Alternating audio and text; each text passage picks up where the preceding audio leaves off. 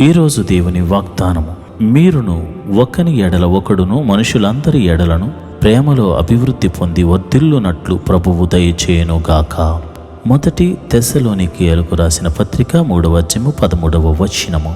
May the lord grant you to abound and abound in love for one another and for all people. 1 Thessalonians 3rd chapter 13th verse.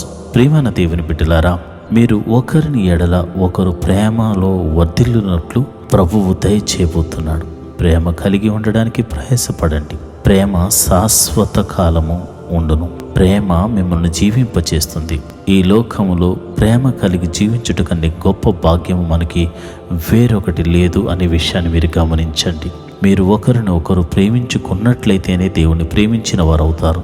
కనుక ప్రేమతో బ్రతకండి, ప్రేమ కలిగి జీవించండి, ప్రేమ చూపిస్తూ బ్రతకండి. దేవుడట్టి ప్రేమలో మిమ్మల్ని వర్ధిల్ల చేయునుగాక. ఆమేన్.